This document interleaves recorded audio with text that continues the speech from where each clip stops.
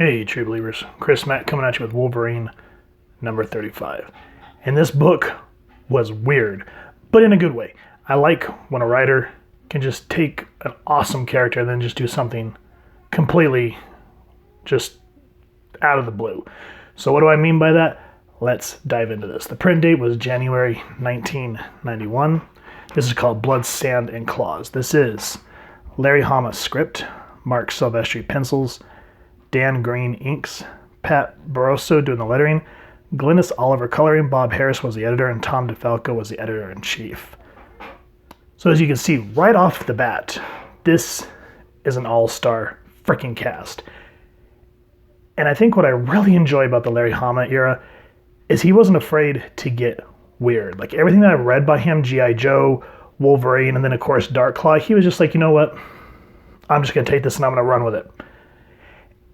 But he did it in a good way. Like there's good weird and there's bad weird. A lot of modern comic books are bad weird. What is that crossover that meant nothing that just happened? War of the Realms. No. Or what was that? Age of X-Men? No, we don't talk about that. Anyway, on top of that, look at how dynamic and gorgeous the panels are. I mean, the art team, the penciling, the colors just gives you that vibe of what type of world we're entering into. So this is Gastown Bar, and just look at how grime and nasty it is with the bikes, silhouettes of people just hanging out, smoking outside, guy getting kicked to the curb, which leads us into our two main characters of this book. This is Puck from Alpha Flight, and of course, Wolverine. Now, Logan's coming to Puck because they're close friends, and he just said he needed to get away from everything that was mutant and X-Men related and exercise some old demons and just look up an old friend. Now, what I like also about this book is how Hama can take little tidbits and make them kind of foreshadow. So, for example, Puck talks about how he's kind of taken some leave from Alpha Flight to help his friend Bambi Bolonsky. What a name. Anyway, she got injured bouncing, and she asks Wolverine to play a game of Split the Fly with her, where you put some sugar to sweeten the pot, fly comes down, and you slice it. Now you're kind of thinking, well, this is kind of random, but it also sets the feeling of this bar, where this isn't like your whole family bar and grill where, you get off from the office and you go to the bar and grill for a couple beers. This is one of those really rough places. So she asks Logan if he wants to take a hit at it. We'll get back to that in a moment. Now, the main antagonist of the story is Lady Deathstrike. Right now, I'm trying to go through and get the era where they kind of started to build her up from where she was just a regular woman in Daredevil all the way to the point where she goes and has Spiral change her into what she is now. There's some sort of, I guess, like mob hit that happened here. I'm not too sure where this takes place. If you guys know, let me know down in the comments. But I like that it feels very noir, very horror feeling. So we have her skulking about, and we have these two cops talking. And check this out. I think Hama at this time had just noticed what had just come out in theaters in America. So just listen. Tell me if you guys get the joke. This place gives me the creeps, Akira. Ever since that massacre when Deliclamo and the Yakuza got wiped out. You don't believe in ghosts, do you, Tetsuo? A big, strong Osaka cop like you? Now, not so much what we're looking at, but just keep those names in mind and see if you can get the reference. And let me know if you get it down in the comments, because I saw that and I had to stop and laugh that two Japanese cops had these names. I was like, well, but they're not screaming at each other, and one has a motorcycle. Anyway, but the deep shadows, it really sets the type of person that Deathstrike is. We have these deep blues, deep oranges. And then when she gets the first cop, I mean, just look at the action lines and the coloring. Just, how they say less is more. Just the blacks, the dark pinks, the whites, and the light pinks just shows what she does. She goes, "You want my hands, low-born dog? Then you shall have them." Whew, even in silhouette, you can tell the horror that's going on. And speaking of here, like I said, this feels like a horror story, because then we have Tetsuo kind of calling for backup. the long German Expressionism clause. If you guys don't know what I'm talking about, German Expressionism is probably one of my favorite things that came from way back in the day. Go back and watch films like The Cabinet of Dr. Caligari and Nosferatu to kind of understand what I'm getting at there.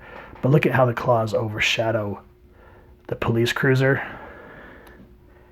And he's like, no, it can't be. And then we just see his face masked in greens and blacks with the onomatopoeia of the scream. Very good stuff. Now, as I said, we'll put a pin in it. It's Logan's turn to do the split the fly. He's like, we do it a little bit different from where I'm at, darling. He says, we put the sugar on our arms. Oh, I get this dodge. It's finesse, right? He's so good he can split the fly and not even nick himself. No, Bambi dear.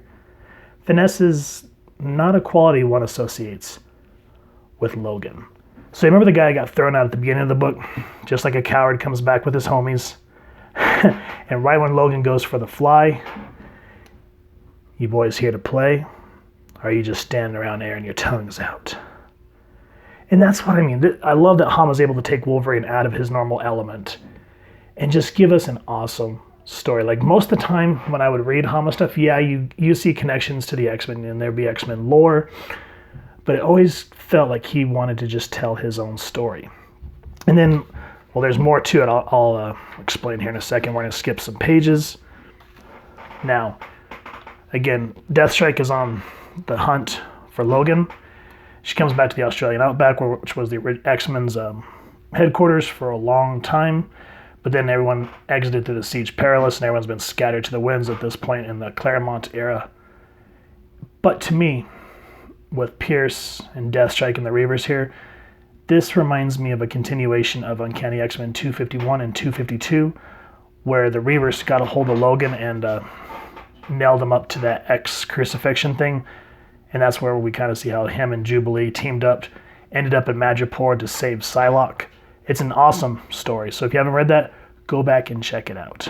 But yeah, this feels like a continuation to it. And I like that Hama looks at it and kind of does his own thing. We start to get like some James Bond stuff where the trail leads Yuriko to Madripoor. She meets Tiger. We get a really rough standoff.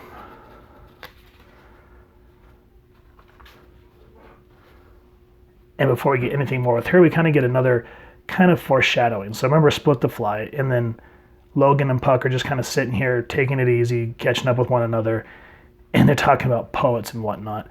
And they bring up For Whom the Bell Tolls, which I've never read, but I've heard excerpts and kind of what they were getting at. So again, this story kind of really starts to fill what the writer, I can't remember his name, whoever the writer was, let me know down in the comments, it's been a while. But I can just feel how this, again, has undertones of what this story is going to be about. Now, before we feel like everyone's just going to be taking it easy, things are going to be going okay, then enters Deathstrike by Gateway, transporting her to where Logan is. But because Gateway is always can be, if he doesn't like you, he may feel like he's obligated to work for you, but he may throw kinks into your plans. So before Yuriko can strike, they are shot back into the past. And this is what I meant by Lara Hama takes this story and just goes crazy with it. All of a sudden we end up in Spain, where Puck, before he shrunk down, he was a matador during this time, I think it was in the 30s, so he says he needs a moment. He goes, I don't know how I stepped back into my glory days, Logan, but I'm not about to pass this up. This is my moment of truth. And then while he's doing that, Logan's just like, mind if I take a glug from your jug, Ernesto? Help yourself, Logan. That Judd isn't half bad, is he, Inez? Bad. He is magnifico. So it's like, wait a minute. How does Ernesto and all of Puck's crew here know him? And Logan keeps saying that he has these moments of deja vu. And what we come to find out is this the 30s during World War II. And you come to find out that this town that they're in is Jernica. I forget how to pronounce it. But again, Hama mixing some wildness with history, because Logan says, sure don't look like the way Picasso painted it, because I guess Guernica was the name of one of his black and white pieces that was supposed to be an anti-war painting. And Inez says, Pablo? Why would he paint Guernica? He's still having a great time in Paris, hanging out with Gertie and Alice. So, Larry Hama was, I believe, a Vietnam vet. I'm not 100% sure on that, but I like that when he talks about military stuff, he knows what he's talking about. And so it shows here in this story. And so it just keeps going, and it feels so random, but it works because who knows what the limits of Gateway's powers are. And I like that that is explored here, how it sucks them all the way back into the 30s. The artwork of the plane fights, gorgeous. Very, the silhouettes, the colors that accentuate it, just good stuff. And then, of course, Yuriko follows. And I'm interested to see what's going to happen when she goes up against the whole Nazi regime and it's just her. I can't wait to see what type of power she's able to express, because a lot of her powers are on display in this book. So like I said, there's some randomness to it. But again, there's a scene, I kind of skipped over it, I don't want to go digging back. But there's a point where Logan throws a sword at the World War II pilot. And he goes, just think of it as another way of playing Split the Fly.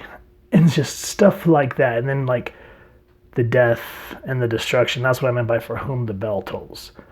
So again, while Larry Hama's having fun kind of doing this random time jumping story, he's able to mix,